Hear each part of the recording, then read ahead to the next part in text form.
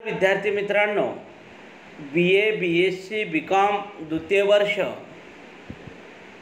मराठी कौशल्य विकास SSC मराठी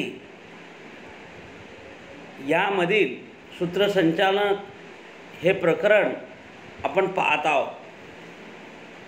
या आधी सूत्रसंचालनाच्या 2 तासिका आपण घेतलेल्या आहेत। मुलाखत हे प्रकरण संपल्यानंतर दुसरं प्रकरण आपण सुरू केलेलं आहे। सूत्रसंचालन कशा पद्धतीचं असतं हेही आपण पाहिलेलं आहे। कारण थोडक्यामध्ये प्रस्तावना त्या अनुषंगाने आपण पाहिलेली आहे। कोणताही कार्यक्रमाचा महत्त्वाचा दुवा हा सूत्रसंचालक असतो। कारण कार्यक्रम फुलवणे, कार्यक्रम यशस्वीपणे पार पाडणे, कार्यक्रम शेवटपर्यंत चांगल्या दर्जेदार रीतीने पार पाडण्याची किमया सूत्रसंचालकाकडे असते। हा सूत्रसंचालक खूप अभ्यासू असला पाहिजे, मेहनत त्याची जास्त असली पाहिजे, त्याच्याकडे शब्दाचा साठा भरपूर असला पाहिजे। संत तुकाराम महाराज म्हणतात, आम्हा घरी धन शब्दाचीच रत्ने, शब्दाचीच शस्त्रे यत्ने करू, शब्दची अमुच्या जीवाचे जीवन, शब्द वाटू धन जन लोका। सगळ्या जणांमध्ये शब्दाचं धन मी वाटणार आहे। कारण शब्द खूप महत्त्वाचे आहेत मित्रांनो। माझ्या विद्यार्थी मित्रांना एकच सांगायचे, खरोखरच जर सूत्रसंचालक तुम्हाला बनायचं असेल, चांगल्या कार्यक्रमामध्ये जर तुम्हाला चांगलं यशस्वी व्हायचं असेल, तुमचा मान सन्मान तुम्हाला घ्यावायचं असेल, तर एक चांगला दर्जेदार सूत्रसंचालक होणं गरजेचं आहे। शब्दाची साठा, त्याच्याकडे शब्दाचा साठा खूप असणं गरजेचं आहे। कारण शब्दाच्या प्राबल्याशिवाय आपण बोलू शकत नाही। कोणत्या वेळेला काय बोलायचं हे आपल्याला सुचत नाही। आपल्याला ते सुचलं पाहिजे, कोणत्या वेळेला काय प्रसंग आहे विद्यार्थी। कारण कार्यक्रम होत आहे मित्रांनो, आणि गोंधळ जर चालू असेल तर त्या गोंधळलेल्या सगळ्या प्रेक्षक रसिकाला कसं थांबवायचं याचं सामर्थ्य सूत्रसंचालकाकडे असलं पाहिजे। कधी कधी वक्ता उशिरा येतो। कार्यक्रम जर उशिरा होत असेल तर अफाट जमलेली गर्दी कमी होण्याची शक्यता असते। अशा वेळेला सूत्रसंचालकाने ती धार आपल्याकडे ठेवून लोकांना सामावून ठेवण्याची कला त्याच्याकडे असली पाहिजे। अरे वक्त्यापेक्षा चांगला बोलतोय, वक्त्यापेक्षा त्याचं सूत्रसंचालन ऐकावंच वाटायला लागलंय, ऐकावं। कारण तो महत्त्वाचा दुवा आहे सूत्रसंचालकाकडं। अनेक शब्दसाठा, कविता पाठ असल्या पाहिजे, कुठं काय बोललं पाहिजे, काही अभंगरचना पाठ असली पाहिजे, प्रसंगानुरूप काहीतरी बोलण्याची किमया त्याच्याकडे असली पाहिजे। अनेक दृष्टिकोनातून अनेक प्रसंग त्याच्यावर ओढवतात। सूत्रसंचालकाकडे अनेक संकटे येत असतात, पण त्या संकटावर मात करत करत कार्यक्रम यशस्वी रीतीनं पार पाडण्याची किमया त्याच्याकडे असावी लागते। वक्ता उशिरा जरी आला तर त्या लोकांना खिळवून ठेवण्याचं सामर्थ्य, आणि वक्ता आल्याबरोबर त्याचं स्वागत पटकन करून कार्यक्रम कसा लवकर सुरू करता येईल, आणि थेट प्रेक्षक आणि वक्त्याचा कसा संवाद चालू राहील, आणि ही सगळी पब्लिक कशी शांत होईल, याकडं सूत्रसंचालकानं बघणं गरजेचं आहे। कारण हा हजरजबाबीपणा, याला काय म्हणावं, हुन्नरीपणा, हजरजबाबीपणा म्हणावं। कारण त्याचं चौफेर वाचन असलं पाहिजे, सगळं ज्ञान असलं पाहिजे, आणि चौकस ज्ञान असलं पाहिजे, त्याशिवाय हे शक्य नाही आहे। म्हणून कार्यक्रमाचा महत्त्वाचा दुवा, कार्यक्रम फुलवणे, यशस्वी करणे हे त्याचं काम आहे। आज तरी सूत्रसंचालन हा व्यवसाय बनलेला आहे। मग आपण सूत्रसंचालनाचे स्वरूप पाहणार आहोत। पहिलं आहे बैठकीचं सूत्रसंचालन। सूत्रसंचालन हा कार्यक्रमाचा प्रत्यक्ष सूत्रधारच असतो. कार्यक्रमाच्या स्वरूपावर सूत्रसंचालन अवलंबून असतंय. कार्यक्रम जसा असेल तसं त्याचं सूत्रसंचालन केलं पाहिजे. घरगुती बैठकीचे, छोट्या सभेचे सूत्रसंचालन हे त्या ठिकाणी उपस्थित असलेली सर्वपरिचित परंतु बोलक्या स्वभावाची, सभाधीट असलेली कोणतीही व्यक्ती करू शकते. असे सूत्रसंचालन हे उपस्थित लोक कमी असतील तर बसूनही करता येते. मात्र शक्यतो सूत्रसंचालन हे उभे राहूनच शिस्तबद्ध पद्धतीने केले पाहिजे, तरच त्या सभेत बैठकीचा रंग भरतो.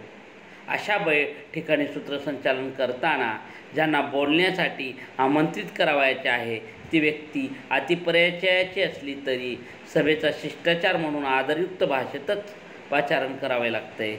एकेरी भाषा वापरून चालत नाही. भाषेचं सामर्थ्य असणं गरजेचं आहे. शब्द, म्हणूनच शब्दसाठा महत्त्वाचा आहे. आम्ही शब्दाचे दुवे आहोत. आम्ही शब्दाचं धन वाटत आहोत. शब्दाची किमया महत्त्वाची आहे. कसं बोलावं.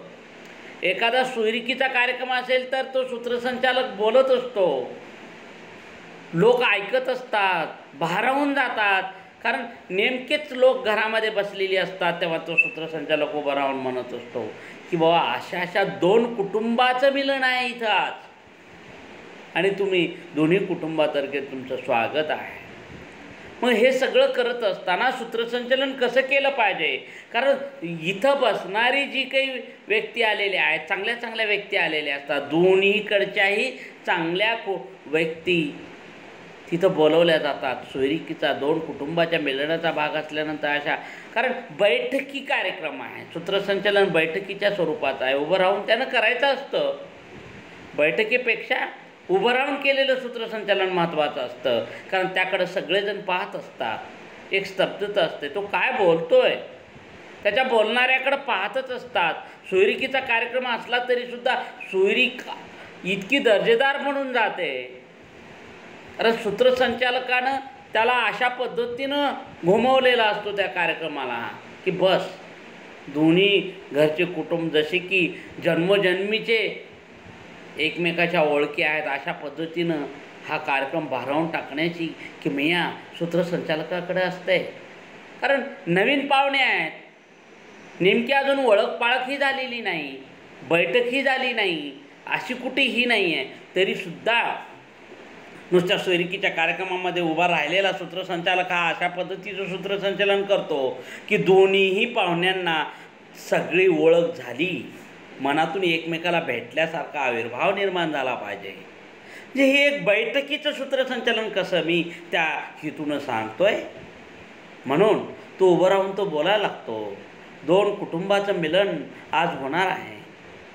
2 कुटुंबाचे योग नातेसंबंध जुळून येणार आहे.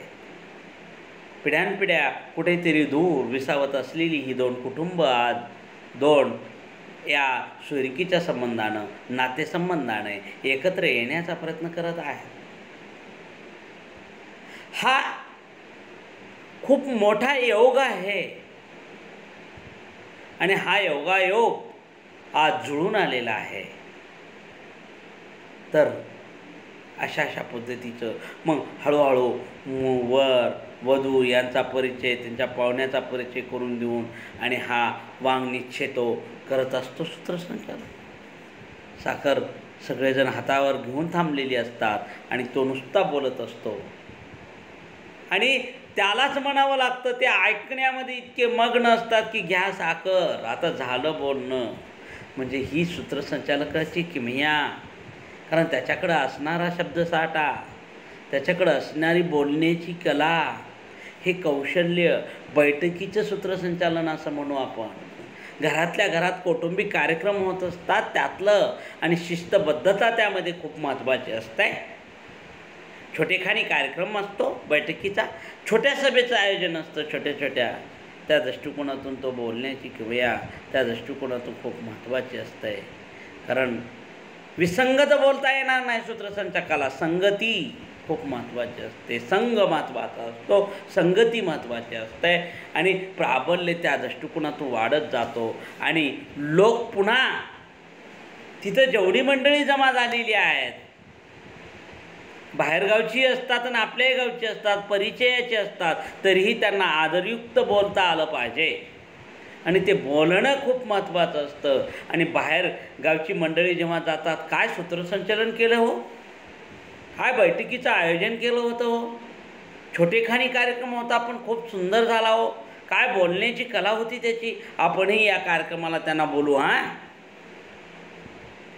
काय बोलला तो, खरोखरच कार्यक्रमच वाटत नव्हता, इतकं जबरदस्त झाला कार्यक्रम. मला वाटलं नव्हतं असा कार्यक्रम होईल म्हणून. म्हणजे सूत्रसंचालकाजवळ किती किमया असते, किती प्राबल्य असते, त्याची काय कला असते, किती जबाबदारी त्याच्याकडे आहे. कार्यक्रम इतका सुंदर पार पाडला. लोक बोलून घेण्याची अवहेलना करतात, बनतात. आपण बोलवलं पाहिजे. आपल्या इथे कार्यक्रम असा असला तर, कुठला छोटेखानी कार्यक्रम, आपण त्या व्यक्तीला बोलू. कारण कार्यक्रम आपलाही घरचा दर्जेदार झाला वाटला पाहिजे. कारण छोटेखानी कार्यक्रम असला तर काय होतं, 5-25 जरी पाहुणे मंडळी आली तरी त्यांच्यासमोर आपला कार्यक्रम उठावदार वाटला पाहिजे. म्हणून सूत्रसंचालकाची किमया असते, चांगलं बोललं, लोकांना समजून सांगितलं, खेळवून ठेवलं, कार्यक्रमाची दिशा समजून सांगितली, कार्यक्रम उत्तम रीतीनं पार पाडला तर खरोखरच चांगलं वाटत असतं. पाहुण्यांचा आदर सत्कार असेल, पाहुण्यांचा मानमरातब असेल आणि एकूणच संपूर्ण कार्यक्रमाची जबाबदारी तो सूत्रसंचालक योग्य पद्धतीनं पार पाडत असतो. पाहुण्याच्या गाठीभेटी असतील, म्हणजे सगळ्या दृष्टिकोनातून म्हणायला लागलो. मी सोयरिकीचाच कार्यक्रम म्हणून म्हणत नाही आहे, कोणताही छोटेखानी कार्यक्रम असू द्यात.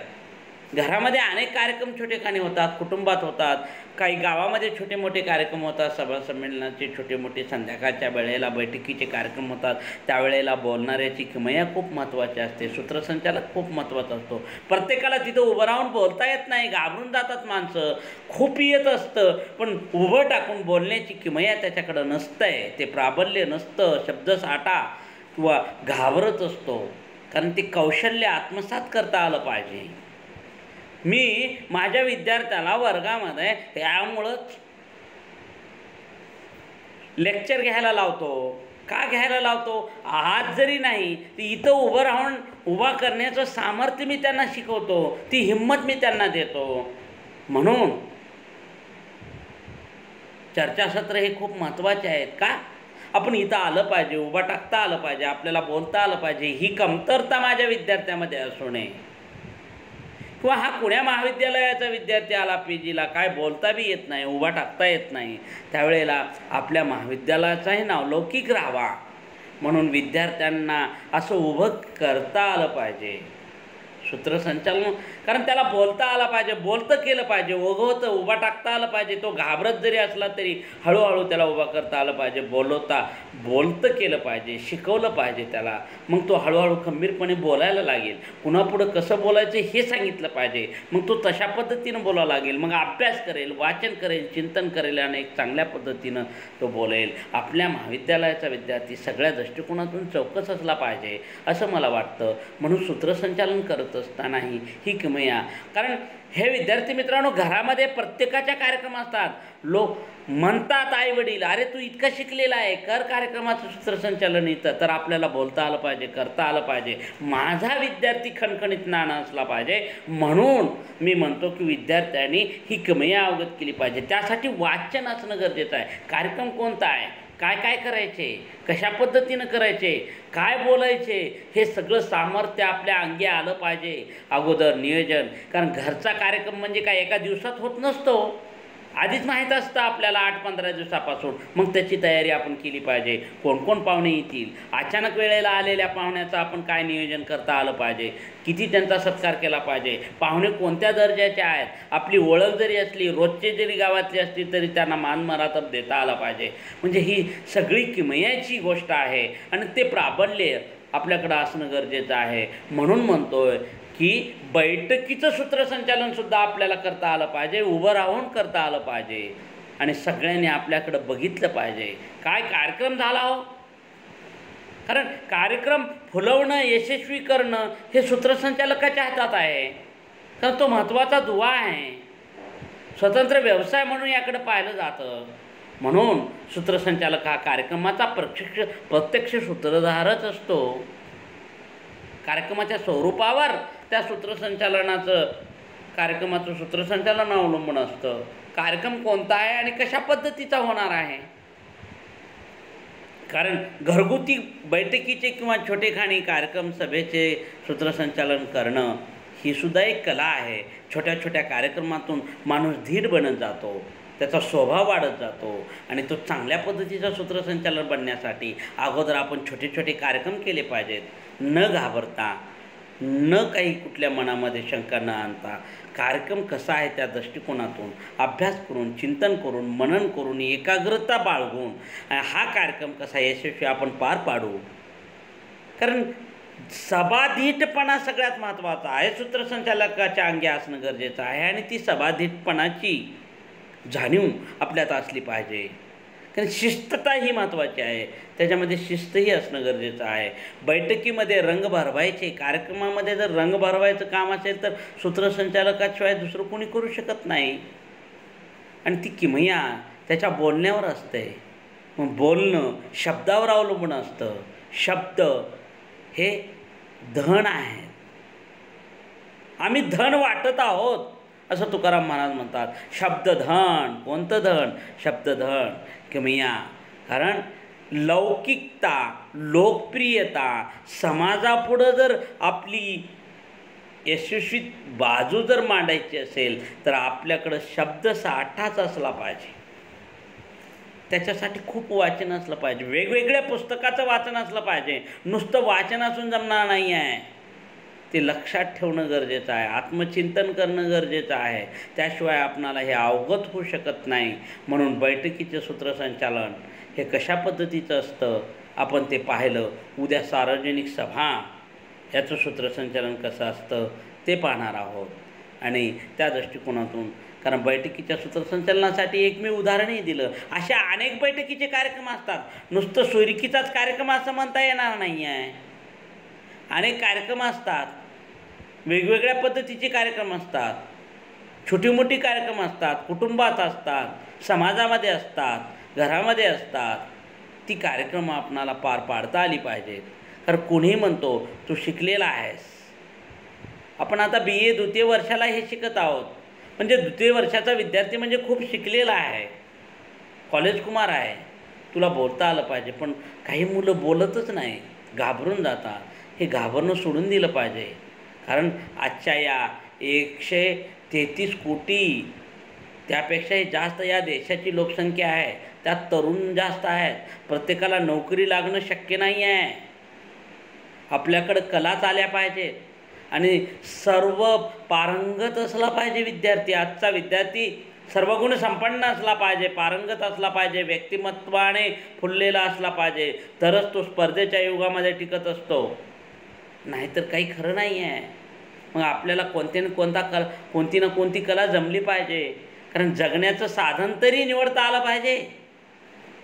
का आयुष्यभर बसूनच खाणार आहोत आपण? आणि बसून किती दिवस कोण कुणाला खाऊ घालेल?